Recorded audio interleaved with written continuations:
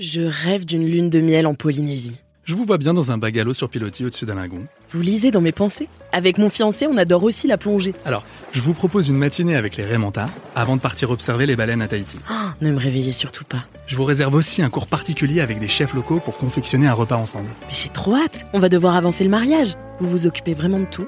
Oui, avec Marco Vasco, vivez votre voyage esprit libre. Vous faites les mariages aussi ? Rendez-vous sur marcovasco.fr pour imaginer votre prochain voyage sur mesure.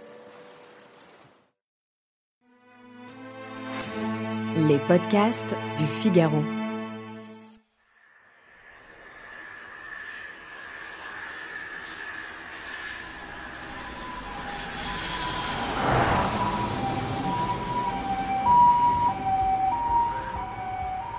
Le 24 août 2024, l'entrepreneur de la tech Pavel Durov a été interpellé par la police française alors que son avion venait de se poser à l'aéroport du Bourget. La raison ? L'absence de coopération de l'application Telegram avec les autorités pour leurs enquêtes autour de divers crimes et délits, comme la pédopornographie ou le trafic de drogue.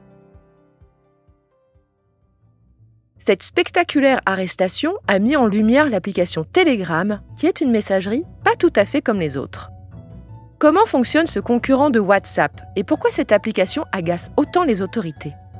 Allez, venez, je vous explique tout en 5 minutes.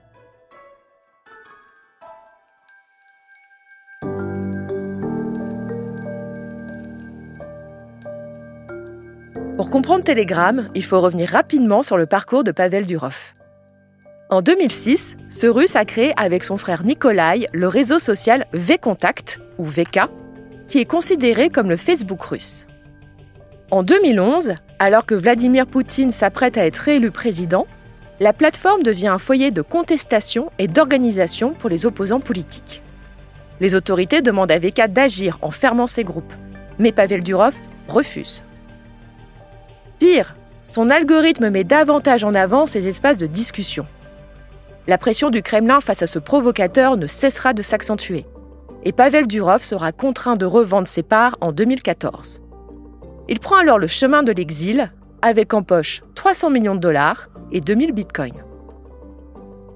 Échaudé par cette expérience, il a créé une messagerie nommée Telegram avec une promesse : la confidentialité des échanges et la liberté d'expression.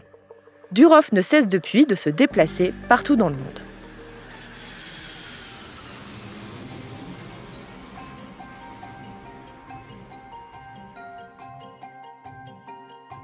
Allez, retour au présent.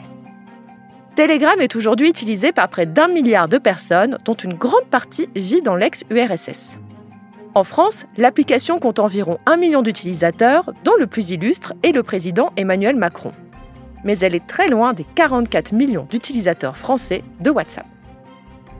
Qu'est-ce qu'on trouve exactement sur Telegram ? Vous pouvez y discuter avec des proches, à 2 ou à plusieurs. Les discussions de groupe peuvent aller jusqu'à 200 000 personnes.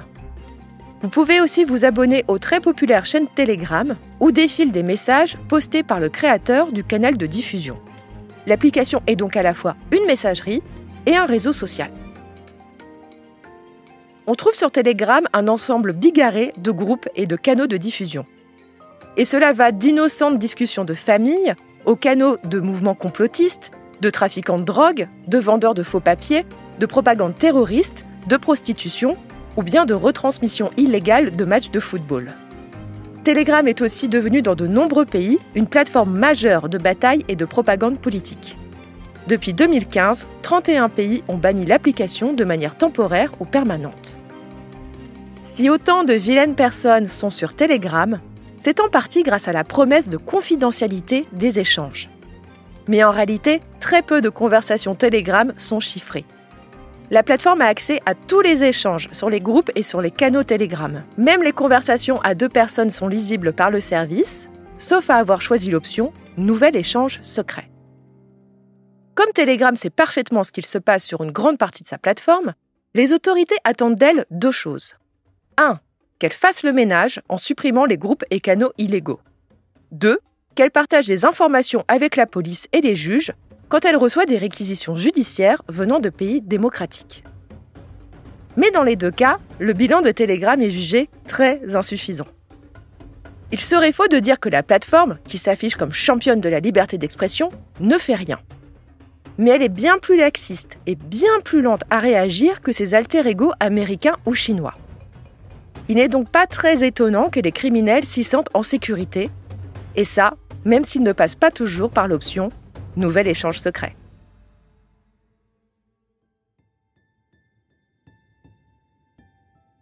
Merci d'avoir écouté Question Tech. Je suis Chloé Voitier, journaliste au Figaro Économie. Si cet épisode vous a plu, n'hésitez pas à le partager autour de vous et abonnez-vous au podcast Question Tech pour ne pas rater nos prochaines publications. Vous pouvez retrouver Question Tech sur le site du Figaro, sur Figaro Radio, mais aussi sur Spotify, Deezer ou Apple Podcast. Et n'oubliez pas, dans la tech, il n'y a pas de questions bêtes. À bientôt!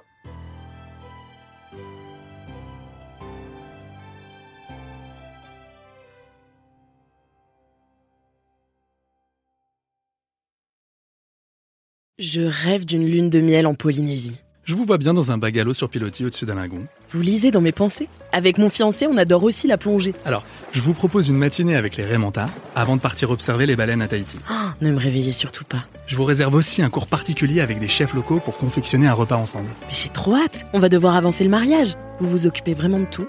Oui, avec Marco Vasco, vivez votre voyage esprit libre. Vous faites les mariages aussi? Rendez-vous sur marcovasco.fr pour imaginer votre prochain voyage sur mesure.